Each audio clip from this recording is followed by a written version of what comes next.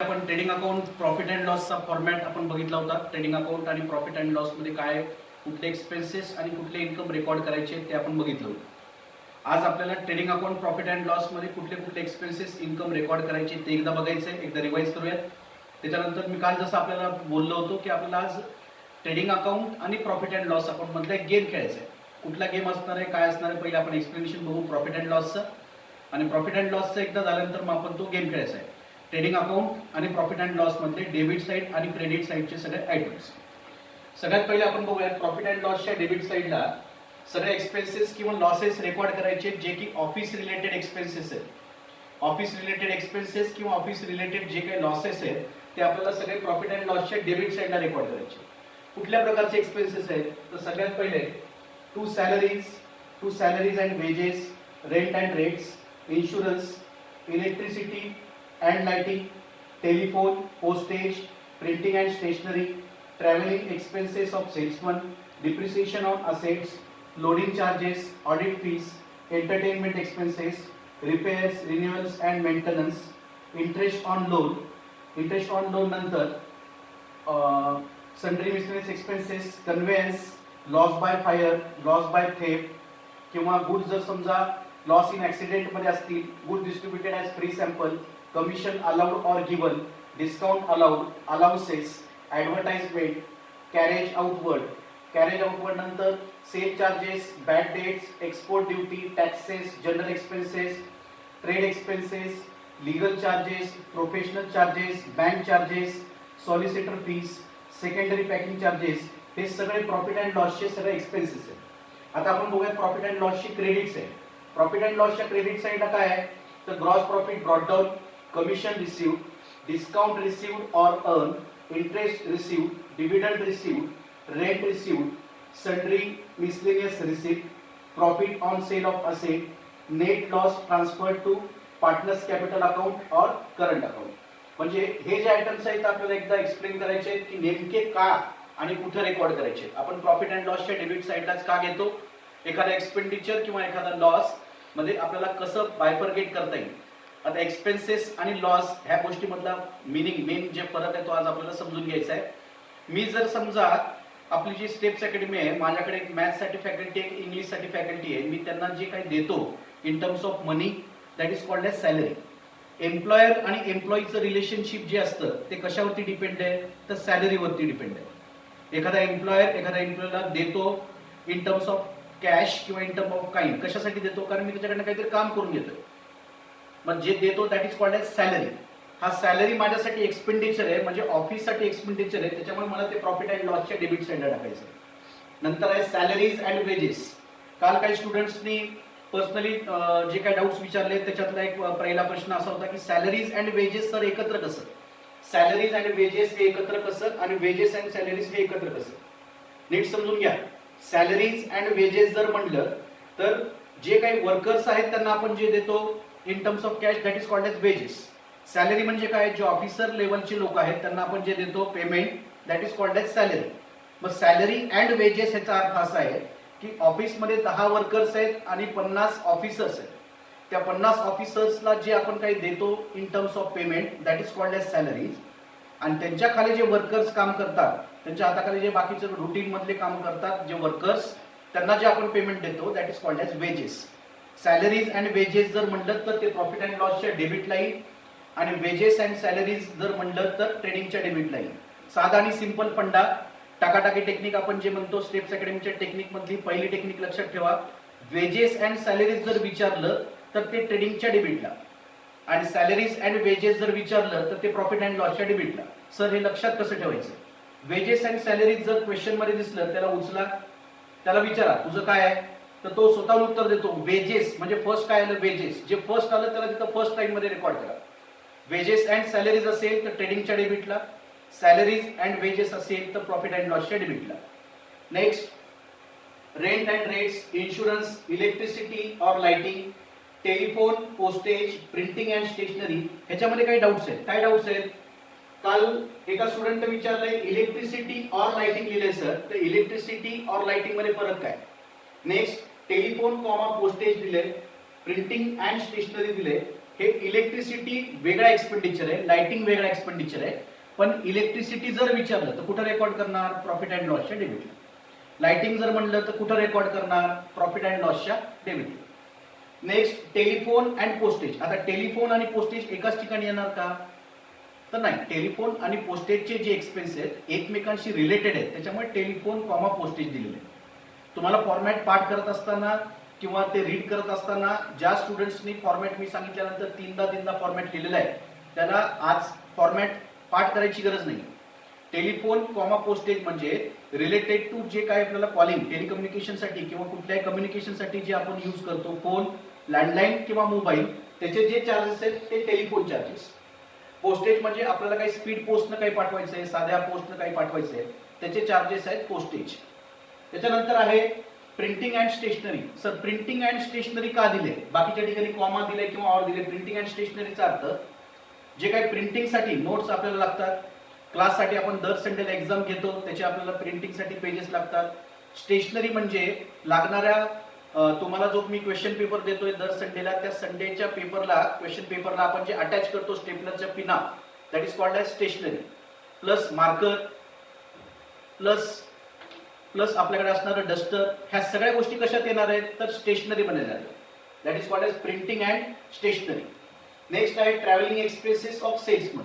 Travelling expenses of salesman म्हणजे एखादा salesman त्याला from one place to another जर जायचा काही खर्च आहे ट्रॅव्हलिंग, तो सगळा एक्सपेन्सेस कंपनीला बेअर करावा लागतो आणि ते आपल्याला रेकॉर्ड करायचे प्रॉफिट अँड लॉसच्या डेबिट साईडला.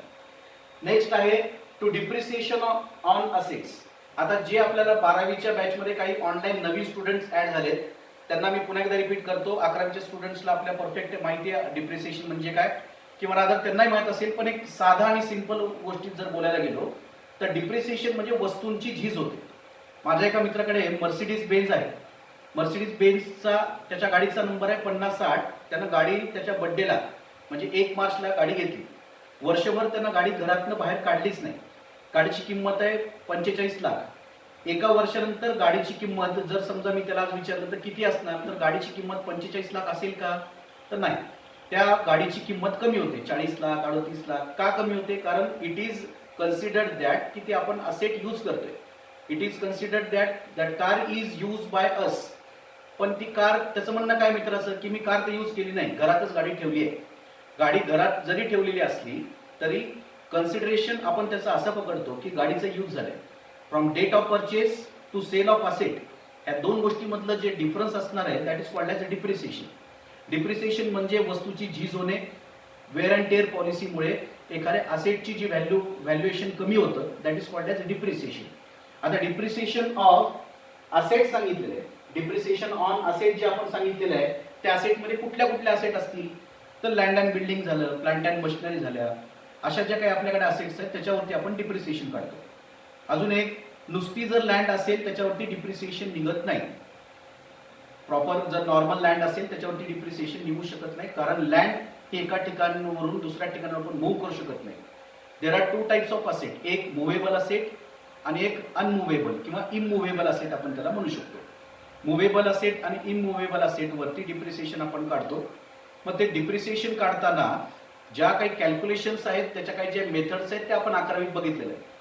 काय मेथड्स आहेत? स्ट्रेट लाईन मेथड, WDV म्हणजे written down value method, sink fund method, asset fixation method, म्हणजे वेगवेगळ्या टाईपचे मेथड्स डिप्रिसिएशनच्या कॅल्क्युलेशनसाठी आहेत. सगळ्यात भारी आणि सगळ्यात महत्त्वाचं याच्यात सांगायचं मला हे आहे की डिप्रिसिएशनचं 2च कॅल्क्युलेशन 12वीच्या बोर्डाच्या तुमच्या ह्या वर्षीचा जो नवीन सिलेबस आहे त्याच्यामध्ये फक्त 2 प्रकारचे डिप्रिसिएशन आपल्याला बघायचे. कुठले? एक स्ट्रेट लाईन मेथड आणि दुसरं रिटर्न डाऊन व्हॅल्यू मेथड. त्या कॅल्क्युलेशननुसार आपल्याला डिप्रिसिएशन करायचं. काय आहे स्ट्रेट लाईन मेथड?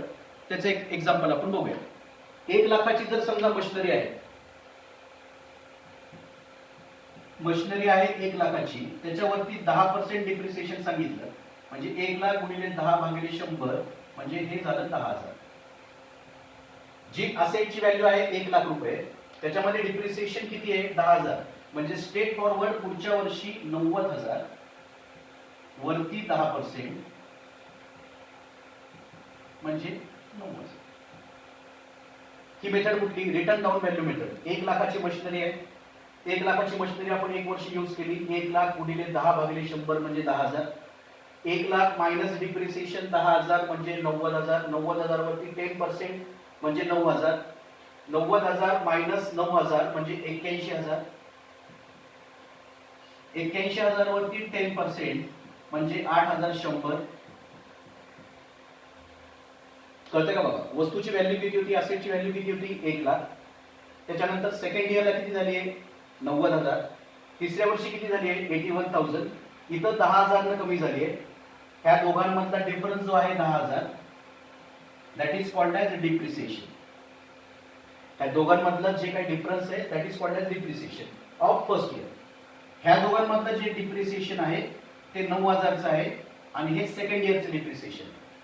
तिसऱ्या वर्षी मधला जो काही डिफरन्स आहे तो 9,000चा आहे आणि तो 8,100चा तिसऱ्या वर्षीचा डिप्रिसिएशन. पहिल्या वर्षी 10,000, दुसऱ्या वर्षी 9,000 आणि तिसऱ्या वर्षी 8,100चं जे काही कॅल्क्युलेशन आहे that is called as depreciation. हे झालं return down value method, WDV, return down value method. नावातच ते सांगितलेलं. रिटर्न डाऊन व्हॅल्यू मेथड म्हणजे काय, असेटची जी व्हॅल्यू कमी होत जाते त्याच्यानुसार त्याचं कॅल्क्युलेशन करून आपल्याला डिप्रिसिएशन कॅल्क्युलेट करायचं. हे झालं return down value method. Second method आहे स्ट्रेट लाईन मेथड. एक्झाम्पल लिहून घ्या. WDV मेथड 1 लाख गुणिले 10 भागिले 100, 10,000 डिप्रिसिएशन. दुसऱ्या वर्षी 1 लाख मायनस 10,000 म्हणजे 90,000. 90,000 गुणिले 10 भागिले 100 म्हणजे 9,000 डिप्रिसिएशन. 90,000 मायनस 9,000 म्हणजे 81,000. 81,000 वरती पुन्हा 10% म्हणजे 8,100. चौथ्या वर्षी 81,000 मायनस 8,100 जी काय व्हॅल्यू असेल त्याच्यावरती 10%. This is called as written down value method. लिहिलंय? चल आपण सेकंड मेथड बघूया, स्ट्रेट लाईन मेथड.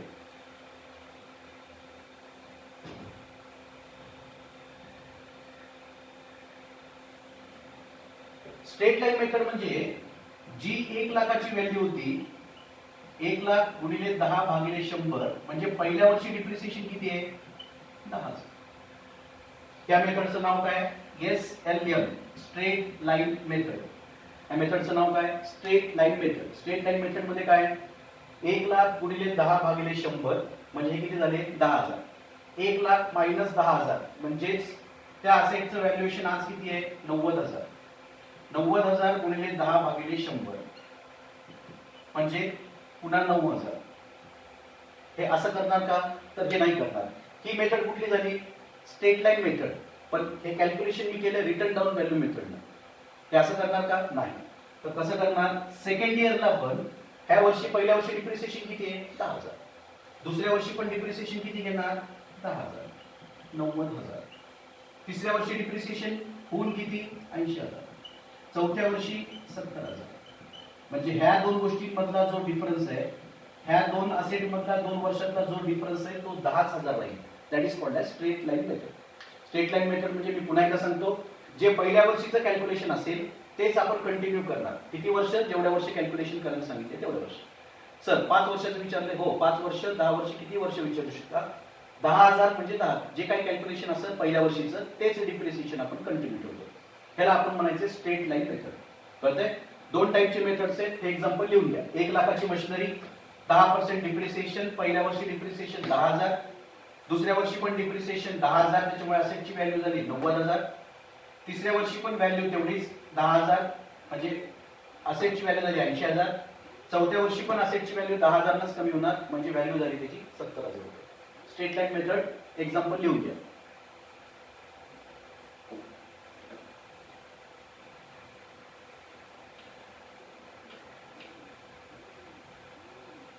झालं? चल, डिप्रिसिएशन ऑन असेट नंतर आपल्याला पुढचा loading charges, audit fees, entertainment expenses, याच्यामध्ये काही डाऊट नाहीये. नंतरचा डाऊट आहे रिपेअर्स, रिन्युअल्स अँड मेंटेनन्स. रिपेअर्स, रिन्युअल्स, मेंटेनन्सचं मी जे काल एक्झाम्पल दिलं होतं त्याला थोडंसं एक्सप्लेन करतो. रिपेअर म्हणजे गाडी आपली पंक्चर झाली, that is called as repairs.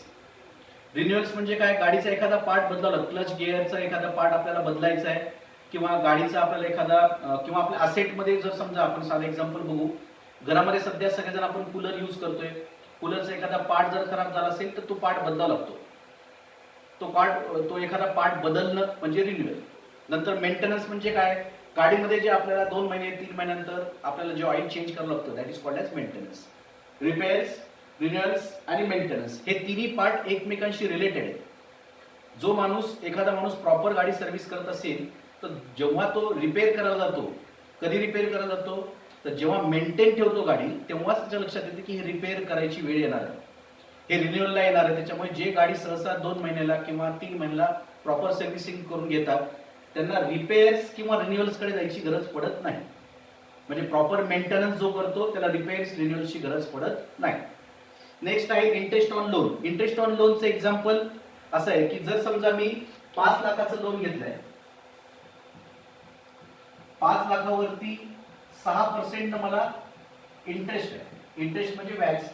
5 लाखावरती 6% म्हणजे 1 2 1 2 म्हणजे 5000 इंटू 6 किती झाले 30,000. कळतंय? 5 लाखावरती 6% इंटरेस्ट म्हणजे मला वर्षभराचा इंटरेस्ट किती आहे 30,000 रुपये. तुम्हाला कॅल्क्युलेशन मध्ये हेच विचारतात 30,000 रुपये इंटरेस्ट आहे तर मला 6 महिन्याचा इंटरेस्ट किती, तर 30,000 गुणिले 6 भागिले 12 म्हणजे 15,000. 30,000चा आहे आणि मी 3 महिन्यासाठीच लोन घेतले म्हणजे 30,000 गुणिले 3 भागिले 12 म्हणजे 3 एक 3 3 चौक 12 2 3 एक 3 3 चौक 12 2 हे झाले 15,000.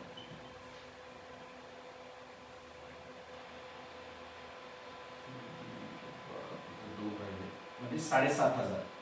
इथं इथे इंटरेस्ट किती लागलं 7,500. म्हणजे इंटरेस्ट ऑन लोन 6 महिन्यासाठी विचारलं तर 15,000, 3 महिन्यासाठी विचारलं तर 7,500. कॅल्क्युलेशन नीट समजून घ्या. 5 लाख इंटू 6 भागिले 100 30,000. 30,000 वरती 6 महिन्याचं डिप्रिसिएशन म्हणजे 15,000 इंटरेस्ट आणि 30,000 वरती 3 महिन्याचं इंटरेस्ट असणार आहे 7,500. That is called as interest on loan. कळतंय? एक्झाम्पल लिहून घ्या.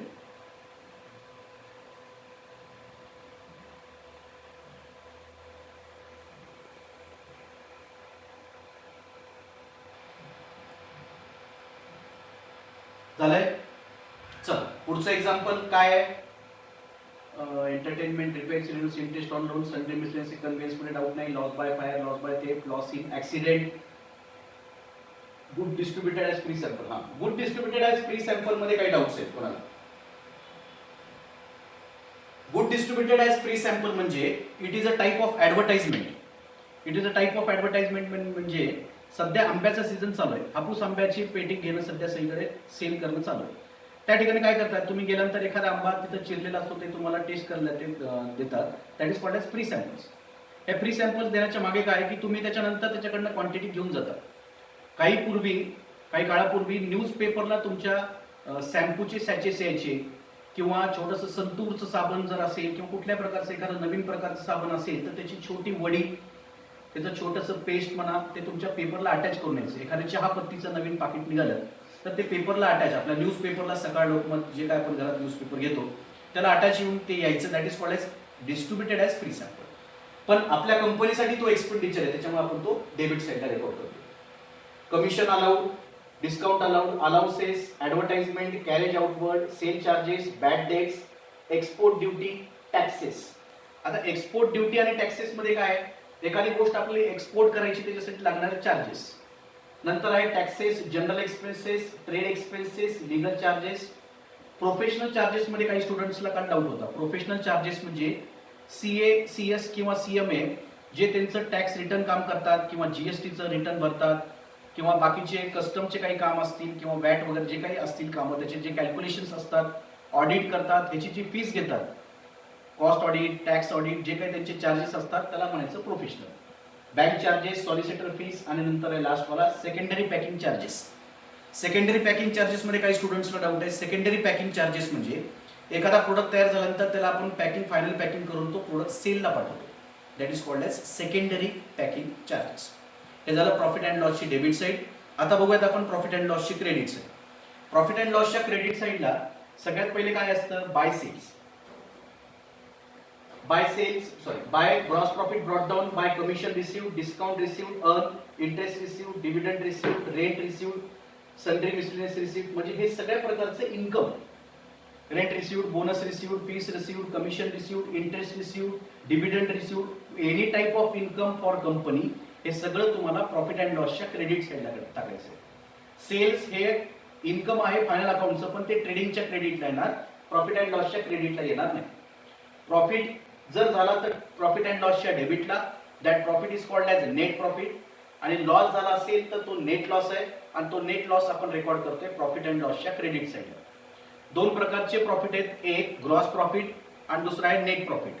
दोन प्रकारचे लॉस आहेत, एक तर ग्रॉस लॉस किंवा नेट लॉस. ग्रॉस प्रॉफिट आपण रेकॉर्ड करणार ट्रेडिंगच्या डेबिटला, ग्रॉस लॉस आपण रेकॉर्ड करणार ट्रेडिंगच्या क्रेडिटला.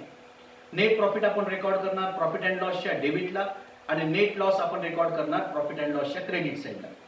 ग्रॉस आणि नेट शब्दामध्ये नीट कन्फ्युजन दूर करा. ग्रॉस म्हणजे टेम्पररी आणि नेट म्हणजे परमनंट. मग ते प्रॉफिट असू द्या किंवा लॉस असू द्या, हा प्रॉफिट आपल्याला कॅरी फॉरवर्ड करावा लागतो. ट्रेडिंग मधनं आपण ग्रॉस प्रॉफिट कुठे घेऊन जातोय, तर प्रॉफिट अँड लॉसला. लॉस झाला तर कुठे घेऊन जातोय, प्रॉफिट अँड लॉसला. म्हणजे लॉस झाला तर प्रॉफिट अँड लॉसच्या क्रेडिटला, प्रॉफिट झाला तर प्रॉफिट अँड लॉसच्या डेबिटला. मग ह्याच्यातलं सगळं कॅल्क्युलेशन केल्यानंतर जी मोठी टोटल असेल ते एका साईडला लिहायची आहे, बाकीची छोटी टोटल त्याच्यातनं मायनस करून जे काही उरेल that is called as profit किंवा लॉस. हा नेट प्रॉफिट किंवा नेट लॉस आपल्याला कुठे ट्रान्सफर करायचं आहे, तर ते बॅलन्स शीट. बॅलन्स शीटला ते कशात ऍड करायचंय का कशात ते लेस करायचंय ते आपण उद्याच्या लेक्चरमध्ये बघणार आहोत. आज आपल्याला फक्त प्रॉफिट अँड लॉसचा फॉर्मॅट पुन्हा एकदा रिवाइज करून बघायचा होता. काही डाऊट्स आहेत, कालचे जे काही मला डाऊट्स आहेत ते आपल्याला रिपीट करायचे होते, ते मी डाऊट्स आता क्लिअर केले. जर अजून पुन्हा काही डाऊट्स असतील तर मला आपल्या ॲपवरती किंवा व्हॉट्सअपच्या ग्रुपवरती किंवा पर्सनल विचारू शकता. सगळ्यात महत्त्वाची गोष्ट, जो आपल्याला गेम खेळायचं ते आपण गेम स्टार्ट करूयात. 1-2 मिनिटात आपण गेम स्टार्ट करूयात. गेम कसा खेळायचा, एक साधी लिंक आहे, त्याच्यात काय डोकं जास्त लावायचं नाही. ज्यानं फॉर्मॅट व्यवस्थित दिलेला आहे त्याला हा गेम पटपट पटपट खेळता येईल. जसं की मी सांगणार, ट्रेडिंग अकाउंटचे 5 आयटम सांगा, ते पटकन सांगता आले पाहिजेत. Opening stock, purchases list, purchase return, wedges and salaries, royalty, असे 5 आयटम्स एका श्वासात पटपट पटपट सांगता आले पाहिजे. आता तुम्ही मला बघू शकताय, पण तुमचे जे मेसेज बॉक्स आहेत त्या मेसेज बॉक्समध्ये तुम्हाला पटपट पटपट पट टाईप करायचे. ठीक आहे. मी विचारणार सेल्स रिटर्न कुठे येणार, ट्रेडिंगच्या डेबिटला का ट्रेडिंगच्या क्रेडिटला, ते तुम्हाला लिहायचंय पटकन. मी विचारणार फक्त सेल्स रिटर्न, तुम्हाला टाकायचंय ट्रेडिंगची क्रेडिट साईड.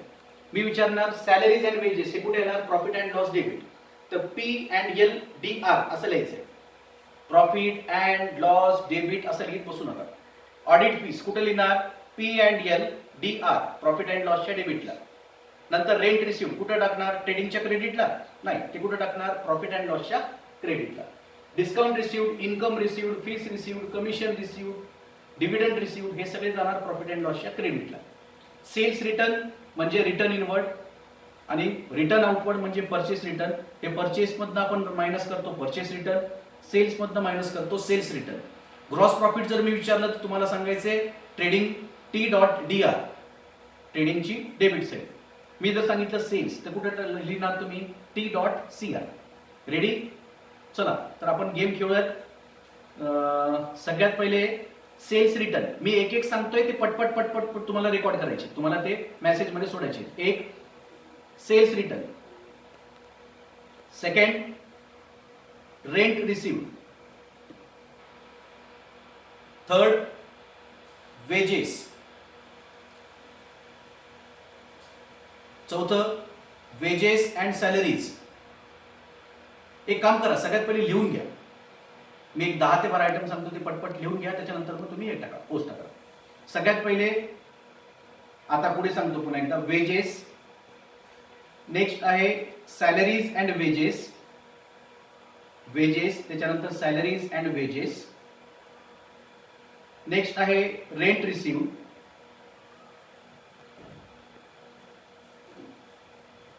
नेक्स्ट आहे जनरल एक्सपेन्सेस, नेक्स्ट आहे जनरल एक्सपेन्सेस, नेक्स्ट आहे gross profit,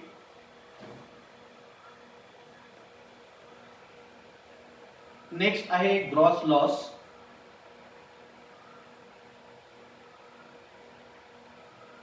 loss, import duty,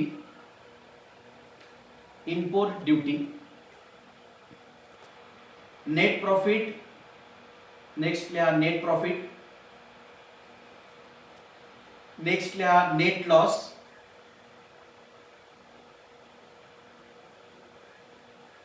next लिहा productive wages. Productive wages. Next लिहा carriage inward. Carriage inward.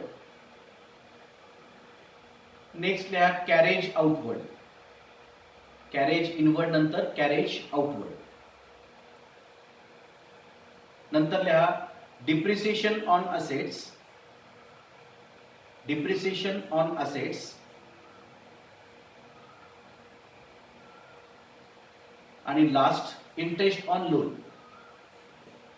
Interest on loan. हे तुम्हाला पटपट पोस्ट करायचे. आता मी बघतो कोण कोण उत्तर सांगते आणि पटपट ते आपल्या मेसेज बॉक्स मध्ये टाका. ऍप वरती नंतर टाका, पण पहिले आपल्या व्हॉट्सअपचा जो ग्रुप आहे त्याच्यावरती सगळ्यांनी जे आता वहीत लिहिले त्याचे आन्सर्स मला त्याच्यावरती टाकायचे. आजचं होमवर्क ते जे आता लाईव्ह आहेत सगळ्यांनी लाईव्ह वरती मेसेज वरती पटपट आन्सर करायचे. समोर काय कसं लिहायचं ते मी सांगितले. ट्रेडिंगची क्रेडिट असेल तर T.CR, ट्रेडिंगची डेबिट असेल तर T.DR, प्रॉफिट अँड लॉसच्या डेबिटला असेल तर P&L.DR आणि प्रॉफिट अँड लॉसचे क्रेडिट साईड असेल तर P&L.CR. ठीक आहे. नेक्स्ट काही स्टुडंट्स फॉर्मॅट लिहित नाहीयेत, थोडासा वेळ काढा. बाकीचे आपले जे काही पबजी किंवा बाकीचे जे काही सिरियल्स किंवा बाकीचे गेम्स नंतर पुन्हा काही सिरियल्स सोडून दुसरे काही ऍक्टिव्हिटी चालू असतील घरात बसले थोडंसं त्याला आता कमी करत चला. नंतर टेबल्स आपल्याला आज वार आहे शुक्रवार. मी पुढच्या शुक्रवारी सगळ्यांना, कारण पुढच्या शुक्रवारपर्यंत आता तुम्ही फक्त मला बघू शकताय.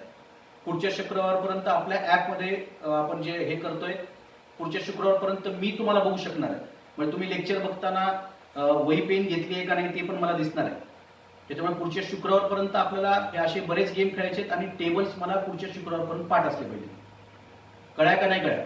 घरी राहा, सतर्क राहा आणि घरच्यांची आणि स्वतःची काळजी घ्या.